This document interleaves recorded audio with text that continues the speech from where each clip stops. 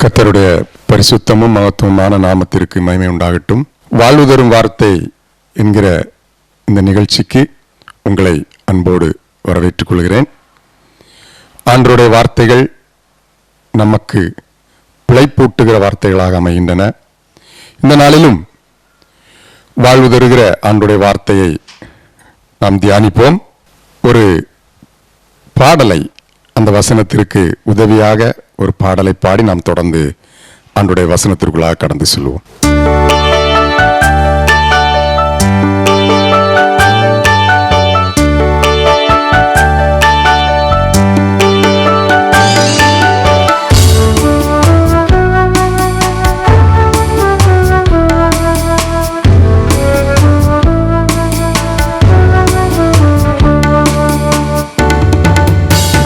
சித்தம் போல் என்னை என்றும் கர்த்தரனே நீர் நடத்தும். சித்தம் போல் என்னை என்றும் கர்த்தரனே நீர் நடத்தும். என் சித்தமோ ஒன்றும் வேண்டாம், என் பிரியனே என் இயேசுவே. என் சித்தமோ ஒன்றும் வேண்டாம், என் பிரியனே என் இயேசுவே.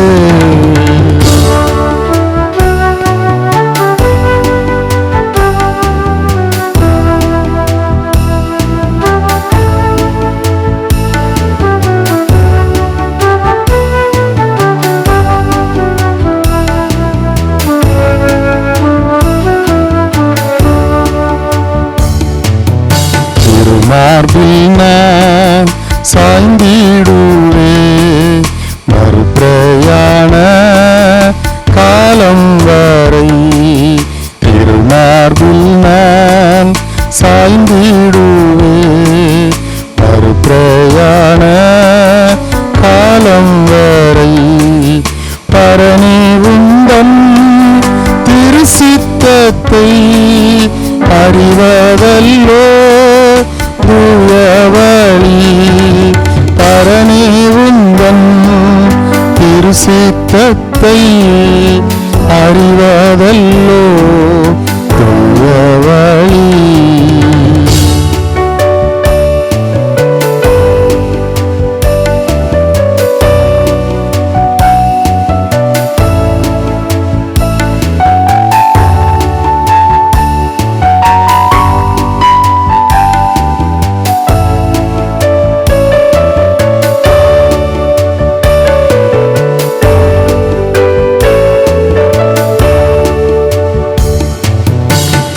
பிரயாணி மூடனை போ வழி தவறா நடந்திடவே.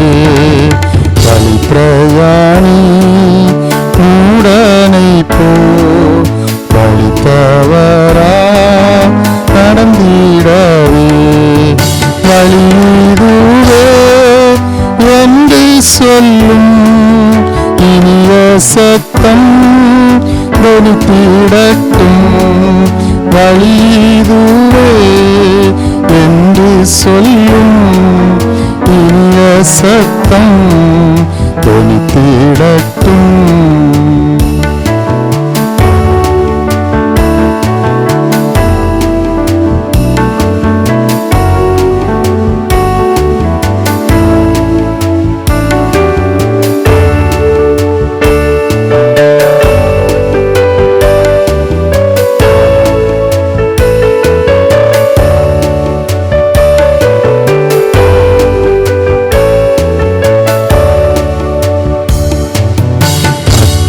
ஸ்தம்பம் மேகஸ்தம்பம் அடியார் மேல் ஜொலித்திடட்டும்.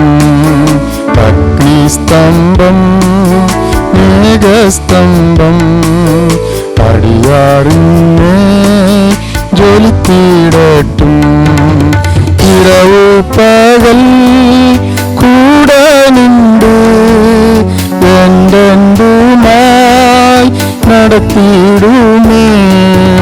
இரவு பகல் கூட நின்று என்றென்றுமாய் நடத்திடுமே. உன் சித்தம் போல் என்னை என்றும் கர்ப்பரனே நடத்தும்.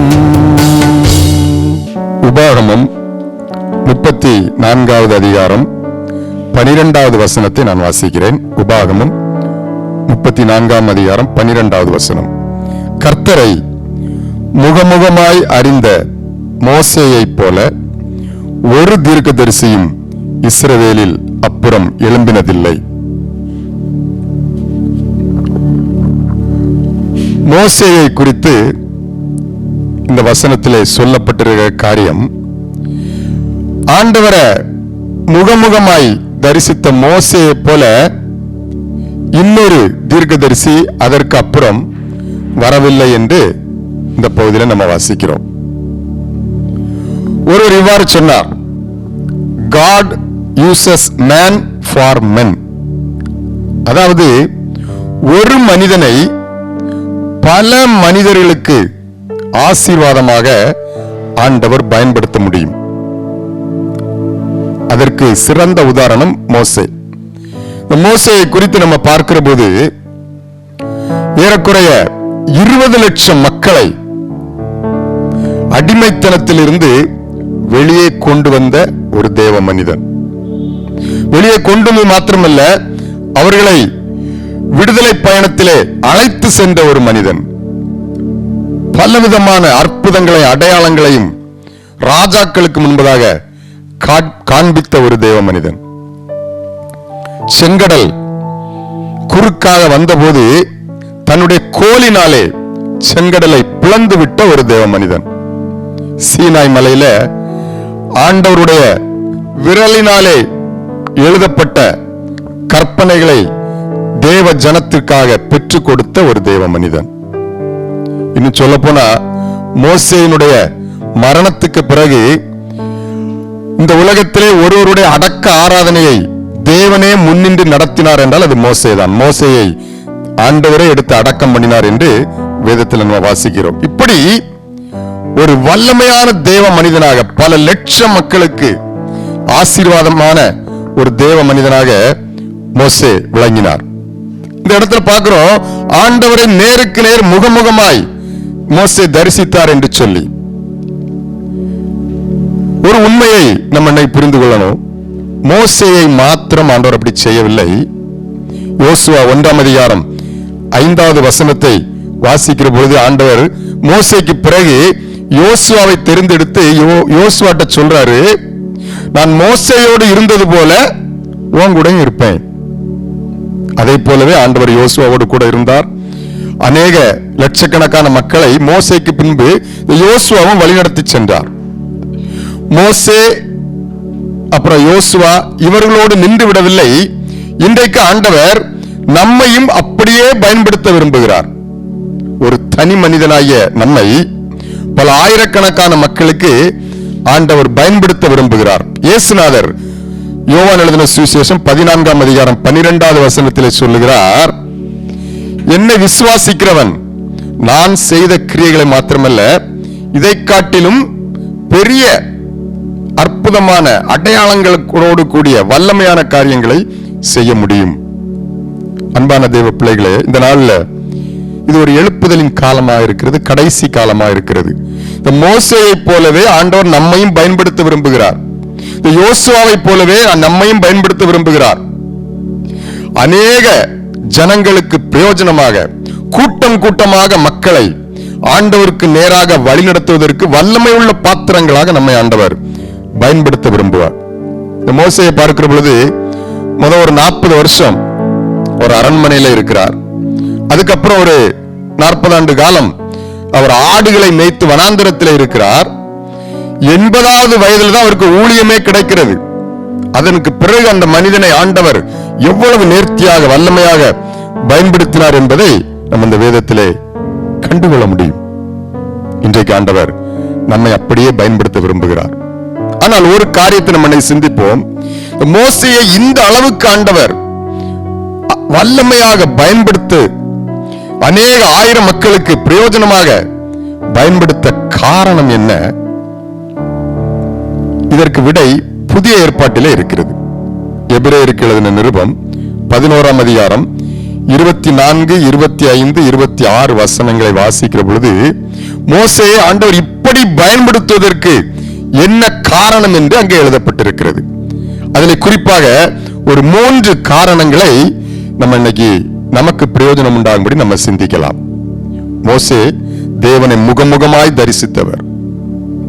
இவ்வளவு வல்லமையாக வானத்திலிருந்து மன்னாவை பொழிய பண்ணக்கூடிய அளவுக்கு வல்லமை நிறைந்த ஊழியக்காரனாய் மோசே பயன்படுத்தப்பட்டதற்கு காரணம் ஒரு 3 காரணம் இருக்கிறது.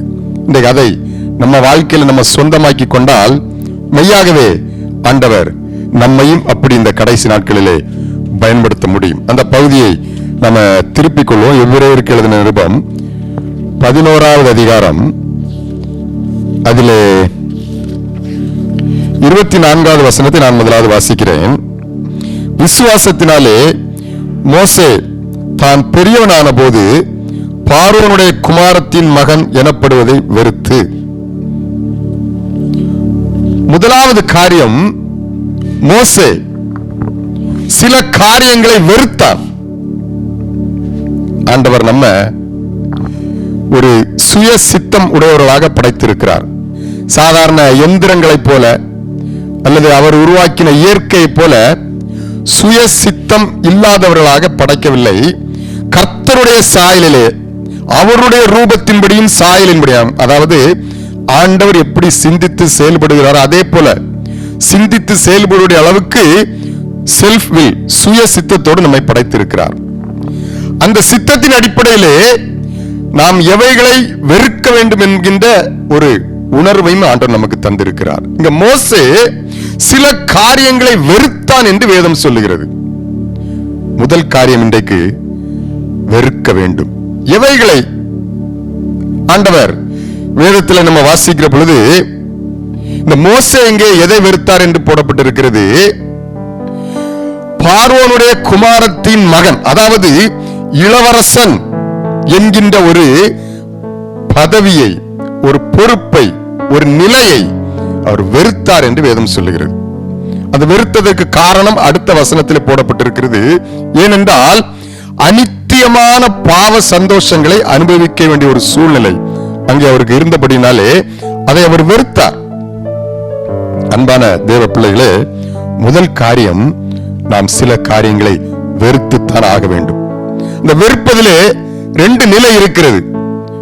சில காரியங்களை நம்மை விட்டு விலக்க வேண்டும், சில காரியங்களுக்கு நம்ம விலகி இருக்க வேண்டும். போகாது, நம்ம தான் விலகி அதை விட்டு விலகி இருக்க வேண்டும். ஆதியாகமம் 3ஆம் அதிகாரத்திலே வாசிக்கிற போது ஆண்டவர் ஏதேன் தோட்டத்திலே ஒரு பழத்தை விலக்கப்பட்ட கனியாக வைத்தார். ஆதாமுக்கும் ஏவாளுக்கும் ஒரு செல்ஃப் வில் சுய சித்தம் இருந்தது. அதை வெறுப்பதற்கும் அவர்களுக்கு உரிமை இருந்தது, அதை விரும்புவதற்கும் அவர்களுக்கு உரிமை இருந்தது. ஆனால் ஆண்டவர் சொல்லி இருந்தார், அதை விலக்கி வையுங்கள், அதை தொடக்கூடாது, புசிக்க கூடாது என்று சொல்லி. ஆனா அவர்களால் அப்படி செய்ய முடியல. அவர்களால் அதை வெறுக்க முடியவில்லை. அந்த பாவத்திலே விழுந்து போனார்கள். மோசேயை குறித்து இந்த நமக்கு வாசிக்கிறோம், அநித்தியமான பாவ சந்தோஷங்களை அவர் வெறுத்தார்.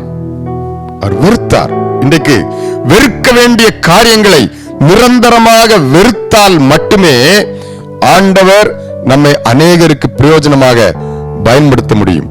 எல்லாவற்றின் மேலும் ஒரு விருப்பத்தை வைத்துவிட்டு ஒதுக்க வேண்டிய காரியங்களை, விலக வேண்டிய காரியங்களை, விலக்கப்பட வேண்டிய காரியங்களை அப்படியே வைத்துவிட்டு நானும் ஆண்டவருக்கு பணி செய்கிறேன் என்று சொல்லும் போது அதிலே எந்த பிரயோஜனம் இல்லை. ஆண்டவர் நம்மை நிச்சயமாக பயன்படுத்த முடியாது. யாருக்கும் பிரயோஜனமற்ற ஒரு ஊழியமாகத்தான் நம்முடைய செய்கிற காரியங்கள் இருக்கும். ஆகவே பாவ சந்தோஷங்களை, பாவத்திலையும் சந்தோஷம் இருக்குது. பாவம் செய்யும் போது ஒரு இன்பம் இருக்கத்தான் செய்கிறது. அதை குறித்து இந்த வேதம் என்ன சொல்லுகிறது என்றால், அனித்தியமான பாவ சந்தோஷம், அதாவது நிரந்தரமற்ற ஒரு சந்தோஷம், கொஞ்ச காலம் சில நிமிடங்கள் கிடைக்கிற சந்தோஷம்தான் பாவத்தினாலே இருக்கிற சந்தோஷம். அதை மோசே வெறுத்தான். அந்த பார்வோனுடைய குமாரத்தின் மகன், அதாவது இளவரசன் என்கிற அந்த ஸ்தானத்திலே எல்லாவற்றையும், எல்லா பாவங்களையும் சந்தோஷங்களையும் அனுபவிப்பதற்கு மோசேக்கு அங்கே உரிமை இருந்தது. ஆனால் அதை மோசே வெறுத்தான் என்று வேதம் சொல்லுகிறது. 1 கொரிந்தியர் 6ஆம் அதிகாரம் 12வது வசனத்தை வாசிக்கிற பொழுது பவுல் சொல்லுகிறார், எல்லாவற்றையும் அனுபவிக்க எனக்கு அதிகாரம் உண்டு, ஆனால் எல்லாம் தகுதியாயிராது. எல்லாம் பக்தி விருத்திக்கு ஏதுவாக அமையாது என்று அவர் சொல்லுகிறார். எல்லாவற்றையும் அனுபவிப்பதற்கு அதிகாரம் நமக்கு இருக்கு. பாவங்களிலே செய்வதற்கு சுயசித்த நமக்கு இருக்கிறபடினாலே நம்ம அதை விரும்பி செய்யலாம். ஆனால் அது நமக்கு தகுதியாக இருக்காது. இன்னொரு மனிதனை நான் வேதத்தில் நாம வாசிக்கிறோம். யோசேப்பை குறித்து பார்க்கிற பொழுது யோசேப்பினுடைய வாழ்க்கையில நமக்கு தெரியும், அந்த அரண்மனையிலே ஒரு பாலியல் ரீதியான ஒரு பாவத்தை செய்வதற்கு அவருக்கு வாய்ப்பு கொடுக்கப்படுகிறது. அந்த பாவத்தை விட்டு விலகி ஓடுவதற்கு பெரிதாக அவருக்கு காரணம் ஒன்றும் இல்லை. ஆனால் அந்த பாவத்தை செய்வதற்கு போதுமான சூழ்நிலைகள், காரணங்கள் இருக்கிறது. சரீரத்திலே ஏற்படக்கூடிய ஒரு உணர்வு, அந்த பாவத்தை செய்தால், அதற்கு உடன்பட்டால் தன்னுடைய பதவியை அந்த இடத்திலே பாதுகாத்துக் கொள்ள முடியும், பெரியவனாக முடியும். இப்படி அந்த பாவத்தை செய்வதற்கு அநேக காரணங்கள் இருந்தாலும் ஆண்டவருக்கு இது பிடிக்காது, என் தேவனுக்கு இது பிரியமில்லாத காரியம் என்ற ஒரே காரணத்திற்காக, பாவம் செய்வதற்கு பல காரணங்கள் இருந்தது, ஆனால் அதை செய்யாமல் இருப்பதற்கு கர்த்தருக்கு பிரியமில்லை என்ற ஒரே காரணத்திற்காக அதற்கு விலகி ஓடினான் என்று நாம் வேதத்தில் வாசிக்கிறோம். துணிச்சலோடு சில காரியங்களை வெறுத்து ஒதுக்கினால் மட்டுமே ஆண்டவர் நம்மை பயன்படுத்த முடியும். ஒருவர் இவ்வாறு சொன்னார், நிலையானதை பெற்றுக் கொள்வதற்காக நிலையற்றதை விட்டு விடுவது புத்திசாலித்தனம். இவ்வாறு சொன்னார். அன்பான தேவ பிள்ளைகளே, இந்த நிலையற்ற நிரந்தரமற்ற பாவ இன்பங்களுக்காக நிரந்தரமான நித்திய ஜீவனை நாம் இழந்துவிடக்கூடாது. இங்கே பார்வோன் இளவரசன் என்கின்ற அந்த பட்டத்தில் இருந்து அதை வெறுத்து, அனித்தியமான பாவ சந்தோஷங்களை அவர் வெறுத்து ஒதுக்கினதை நம்ம வாசிக்கிறோம். முதலாவது நாம் தெரிந்து கொள்ள வேண்டிய காரியம், வெறுக்க வேண்டிய காரியங்களை வெறுத்துத்தான் ஆக வேண்டும். விலக வேண்டிய காரியங்கள், விலக்கப்பட வேண்டிய காரியங்களை அறவே நாம் நம்மை விட்டு வெறுக்கிற ஒரு மனநிலைக்கு வரும்போது ஆண்டவர் நம்மை பயன்படுத்த முடியும். மோசேயை குறித்து சொல்லப்பட்டிருக்கிற முதல் காரியம், அவர் வெறுத்தார். இரண்டாவது காரியம், எபிரேயர் 11:25 வாசிக்கிற பொழுது, தேவனுடைய ஜனங்களோட துன்பத்தை அனுபவிப்பதை தெரிந்து கொண்டார். முதலாவது வெறுத்தார், இரண்டாவது ஒரு சில காரியங்களை அவர் தெரிந்து கொண்டார். நம்ம சில காரியங்களை வெறுப்பது மாத்திரமல்ல, நம்முடைய தெரிந்து கொள்ளுதல் ரொம்ப முக்கியம். சூஸ் பண்றது ரொம்ப முக்கியம். தவறான ஒரு காரியத்தை நம்ம தெரிந்தெடுத்தால் அது நம்ம வாழ்க்கையே அழித்து விடுவதற்கு வாய்ப்புண்டு. இந்த மோசேக்கு 2 சாய்ஸ் இருக்கு. ஒன்னு இளவரசன், சந்தோஷத்துல அனுபவிக்கலாம். இன்னொன்னு கர்த்தருடைய ஊழியக்காரன், அங்கே பாடுகள் தான் மிச்சம். ஆனா மோசே கண் முன்பாக இருக்கிற 2லேயும் அதை தெரிந்து கொள்கிற, பாடுகள் நிறைந்த கர்த்தருடைய பணியை தெரிந்து கொண்டார். வேதத்தில் போடப்பட்டிருக்கிறது, அவர் தேவனுடைய ஜனங்களோட துன்பங்களை அனுபவிப்பதை தெரிந்து கொண்டார். சூஸ் பண்றாரு பாருங்க. தனக்கு முன்பதாக இருக்கிற 2 காரியத்திலேயும் சந்தோஷம், அனித்தியமான சந்தோஷம் நிறைந்த இளவரசன் என்ற பதவியை விட பாடுகள் நிறைந்த கர்த்தருடைய பணியை அவர் தெரிந்து கொண்டார் என்ற விதத்தில் நம்ம வாசிக்கிறோம். தெரிந்து கொள்ளுதல் ரொம்ப முக்கியங்க. நம்ம எதை தெரிந்து கொள்கிறோம் என்பதை நம்ம பார்க்க வேண்டும். ஆண்டவர் வேதத்தில் சொன்னார், ஜீவனையும் மரணத்தையும் உனக்கு முன்பதாக வைத்திருக்கிறேன், நீ ஜீவனை தெரிந்து கொள். ஒரு ஊழியக்காரன் தெரிந்து கொள்ள வேண்டிய காரியம் ரொம்ப முக்கியம். உதாரணமா பாருங்க, நம்ம வாழ்க்கையில வேதத்துல நிறைய தவறான தெரிந்து கொள்ளுதலும் இருக்குது. லோத்து, அவருக்கு முன்பதாக 2 காரியம் வைக்கப்பட்டிருந்தது. ஆபிரகாம் சொன்னார், இந்த இடத்துக்கு போறியா, இங்க போறியா. லோத்து ஒரு செழிப்பான, கண் பார்வைக்கு செழிப்பான ஒரு தேசத்தை, ஆனால் பாவம் நிறைந்த ஒரு பகுதியை லோத்து தெரிந்து கொண்டான். அது ஒரு தவறான தெரிந்து கொள்ளுதல். ஏதேன் தோட்டத்தில் அப்படித்தானே, ஜீவனும் இருக்கு, வாழ்வு இருக்குது, மரணமும் இருக்குது. மரணத்துக்கு எதுவான கனி ஒன்று இருக்கிறது, இங்க ஜீவனை ஆண்டவர் வைத்திருக்கிறார். அவங்க எதை தெரிந்து கொண்டாங்க? சாவை தெரிந்து கொண்டார்கள். இன்றைக்கும் ஆண்டவர் சொல்லுகிறார், தவறான தெரிந்து கொள்ளுதல் நம்முடைய வாழ்க்கையை மாத்திரமல்ல, அநேகருடைய வாழ்க்கையை பாழாக்கிவிடும். உதாரணமா ஒரு திருமண வாழ்க்கையை எடுத்துக்கொள்ளுங்க. தவறான ஒரு வாழ்க்கை துணையை நம்ம தெரிந்து கொண்டா நம்முடைய வாழ்க்கை எப்படி இருக்கும்? கடைசி வரை வேதனை நிறைந்ததாகவே இருக்கும். மோசேயை பார்க்கிற பொழுது தனக்கு முன்பதாக வைக்கப்பட்ட சாய்ஸ்ல சரியானதை தெரிந்து கொள்ளுகிறார். சரியானதை தெரிந்து கொண்டு அவர் அதிலே பயணிக்கிறார். ஆண்டவர் அவரை கொண்டு வல்ல பெரும் காரியங்களை செய்கிறார். இன்றைக்கு நம்முடைய தெரிந்து கொள்ளுதல் மிக முக்கியம். நம்ம நிறைய நேரம் ரொம்ப கொஞ்சம் சந்தோஷம், ஒரு பாடு இருக்கும்போது அதை யாரும் தெரிந்து கொள்வதில்லை. பாடுகளை தெரிந்து கொள்வது ரொம்ப கஷ்டம். வேதத்துல சரியான காரியத்தை தெரிந்து கொண்ட நபர்களை நாம வாசிக்க முடியும். ஆபிரகாமை பார்த்து ஆண்டவர் சொன்னார், நீ இங்க இருக்க வேண்டாம், இங்கிருந்து புறப்பட்டு நான் உனக்கு காண்பிக்கும் தேசத்துக்கு போ. ஆபிரகாம் பார்க்கிறார், இங்க ஊர் என்கிற அந்த தேசத்திலே நம்ம எல்லாம் செட்டில் ஆகி தான் இருக்கிறோம். ஆண்டவர் வேற எங்கேயோ போ சொல்றாரு.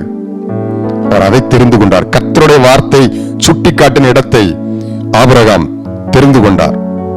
பவுல் சொல்றாரு, நான் எனக்கு இருக்கிற இந்த ஆஸ்தி, அந்தஸ்து, படிப்பு, கல்வி எல்லாவற்றையும் விட அதையெல்லாம் குப்பை என்று எண்ணி கர்த்தருடைய பணியை நான் தெரிந்து கொண்டேன் என்று பவுல் சொல்லுகிறார். சரியான தெரிந்தெடுப்பு. இயேசு கிறிஸ்துவை குறித்து கூட வேதத்தில் நம்ம வாசிக்கிறோம். தேவனுக்கு சமமாக பரலோகத்திலே சகல மகிமையோடு வீற்றிருப்பதை விட இயேசுவே தெரிந்தெடுக்கிறார். அடிமையின் ரூபத்தை தெரிந்தெடுத்து சிலுவையிலே தன்னை பலியாக கொடுப்பதற்கு சிலுவையை இயேசு தமக்கு தாமே சிலுவையை தெரிந்து கொண்டார். அப்பொழுது இந்த உலகம், முழு உலகத்துக்குமே மீட்பு உண்டாகினது. அன்றைக்கு ஆண்டவர் அந்த சிலுவையை தெரிந்தெடுக்கல அப்படின்னா நமக்கு யாருக்குமே மீட்பு இல்லை. அதே போல நம்முடைய தெரிந்தெடுப்பு அநேகருக்கு வாழ்வு கொடுக்கும். ஒரே நபர் இயேசு கிறிஸ்து என்னும் ஒருவராலே, ஒருவர் மூலமாய் ஆண்டவர் அநேகருக்கு அவருடைய தெரிந்தெடுத்தல், அவருடைய தெரிந்து கொள்ளுதல் அநேகருக்கு வாழ்வு கொடுத்தது போல நம்முடைய சரியான ஒரு தெரிந்து கொள்ளுதல் அநேக ஜனங்களுக்கு வாழ்வு கொடுக்கும். இன்றைக்கு இந்த கடினமான ஆண்டவருடைய பணியை தெரிந்தெடுக்கும்படி ஆண்டவர் அழைக்கிறார். நம்ம சூஸ் பண்ணுவோம். இந்த உலகத்துல குறிப்பா நம்ம வாழுகிற பகுதி, இன்றைக்கு நம்ம கல்வி, மருத்துவம், நாகரீகம் இதெல்லாம் பெற்று வாழ்ந்து கொண்டிருக்கிறோம் என்றால் அதற்கு ஒரு காரணம் உண்டு.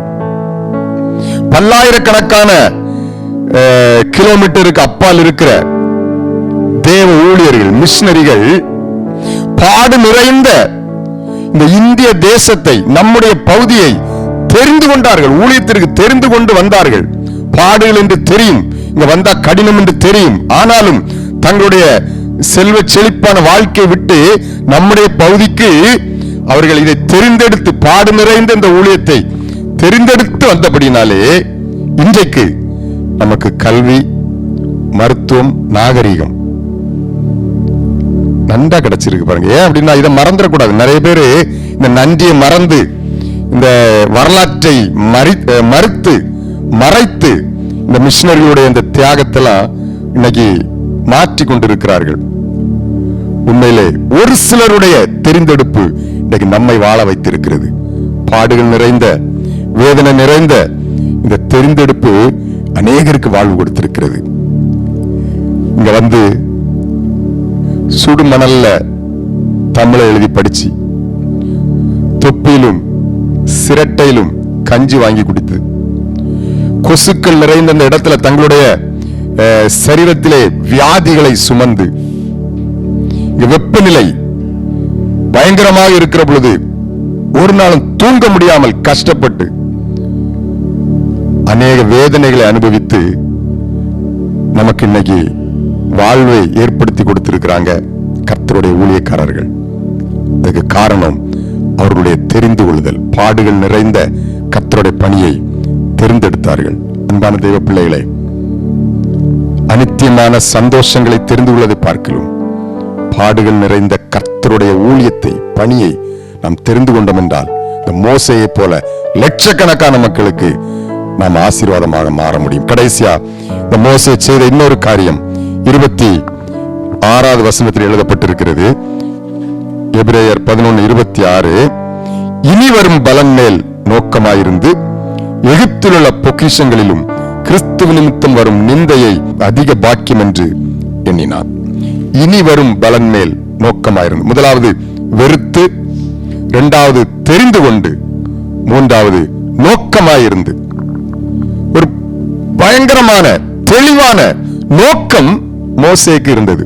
தெளிவான நோக்கம் இருந்தது. என்ன அப்படின்னா, இனி வரும் பலன் மேல் நித்திய நம்பிக்கை, நித்திய ஜீவனை குறித்த ஒரு தெளிவான நோக்கம் இருந்தபடினாலே ரொம்ப எளிதாக அந்த பாடுகள் நிறைந்த அந்த ஆண்டவருடைய பணி அவர்கள் ரொம்ப எளிதாக செய்ய முடிந்தது. சரியான நோக்கம், சரியான எதிர்பார்ப்பு அவருக்கு இருந்தது. என்னது? இனி வரும் பலன், நித்திய ஜீவனை குறித்த ஒரு எதிர்பார்ப்பும் நோக்கமும் மோசேக்கு இருந்தபடினாலே அவர் அநேக ஆயிரம் மக்களுக்கு பிரயோஜனமாக பயன்படுத்தப்பட்டார். இதுல இந்த வசனத்துல ஒரு காரியம் போடப்பட்டிருக்கு பாருங்க, எகிப்தின் பொக்கிஷம். இப்ப மோசேக்கு எகிப்திலும் பொக்கிஷம் இருக்குது. ஆனா அவருடைய நோக்கம் எங்க அப்படின்னா பரலோகத்திலே பொக்கிஷம். அதனால தான் பாருங்க, எகிப்தின் பொக்கிஷத்தை விட நிந்தையை தெரிந்து கொண்டார். நிந்தை அனுபவிக்கிற பொழுது பரலோகத்திலே பொக்கிஷம் வருகிறது. இப்ப எகிப்தின் பொக்கிஷமா பரலோகத்தின் பொக்கிஷமா என்று மோசே பார்க்கிற பொழுது அவருடைய நோக்கம் எல்லாம் பரலோகத்திலே பொக்கிஷத்தை சேர்ப்பதாகத்தான் இருந்தது. மத்தேயு எழுதின சுவிசேஷம் 5ஆம் அதிகாரம் 11-12 வசனங்களை வாசிக்கிற பொழுது, என் நிமித்தம் உங்களை யாராவது நிந்தித்தால் நீங்க கவலைப்படாதீங்க, அதற்கு பதிலாக சந்தோஷப்படணும். ஏன் சந்தோஷப்படணும்?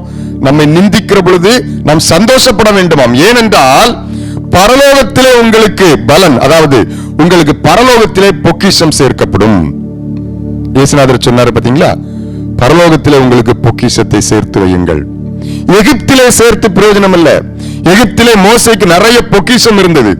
ஆனால் பரலோகத்திலே பொக்கிஷம் சேர்க்க வேண்டும் என்றால் அதுக்கு ஒரே ஒரு வழி, ஆண்டவர் நிமித்தம் நிந்தையை அனுபவிக்க வேண்டும். அவருடைய ஊழியத்து நிமித்தம், அவருடைய பணி நிமித்தம் எப்பொழுது நிந்தையை அனுபவிக்கிறோமோ அப்பொழுது உடனே நம்முடைய சார்பாக பரலோகத்திலே பொக்கிஷம் சேர்த்து வைக்கப்படுகிறது.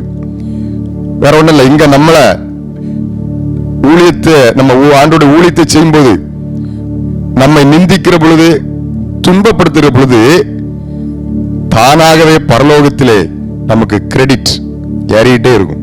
பரலோகத்தில் பொக்கிஷம். இதை மோசே அறிந்து வைத்திருந்தார். அதனால்தான் அவர் என்ன பண்றாரு, எகிப்தில் உள்ள பொக்கிஷம் அல்ல, எனக்கு பரலோகத்தில் உள்ள பொக்கிஷம் வேண்டும் என்று இனி வரும் பலன் மேல் நோக்கமாயிருந்தான். நம்முடைய ஊழியம் செய்யும் போது நம்முடைய நோக்கம் எல்லாம் எப்படி இருக்குது? என்ன நோக்கத்தோடு ஊழியம் செய்கிறோம்? ஒரே நோக்கம், இனி வரும் பலன். அதுல மட்டும் நம்முடைய கண்ணை நம்ம செட் பண்ணிட்டோம், நம்முடைய பார்வையை அந்த பரலோகத்து மேல செட் பண்ணிட்டோம் அப்படின்னா லட்சக்கணக்கான மக்களுக்கு பிரயோஜனமாக நாம் பயன்பட முடியும். வேற நம்முடைய நோக்கங்கள் மாறக்கூடாது. மோசேனுடைய ஒரே நோக்கம் இனி வரும் பலன் மேல் நோக்கமாயிருந்தார். ஒரு உதாரணம் நான் சொல்றேன். கிரிக்கெட் விளையாட்டுல பல சாதனைகள் படைத்த சச்சின் தெண்டுல்கர், அவர் பயங்கரமாக பிரகாசித்துக் கொண்டிருந்த ஒரு காலகட்டம். ஒரு முறை அவர்கிட்ட ஒருத்தர் கேட்டார், நீங்க எப்படி பந்து போட்டாலும் அடிக்கிறீங்க, ரன்களை குவிக்கிறீங்க, இதுக்கு ஏதாவது ஒரு காரணம் சொல்லுங்க, எப்படி உங்களால முடியுது? அப்ப அவர் சொன்னாரு, எனக்கு ஒருத்தர் பவுலிங் போட வரும்போது, அதாவது பந்து வீச வரும்போது என்னுடைய முழு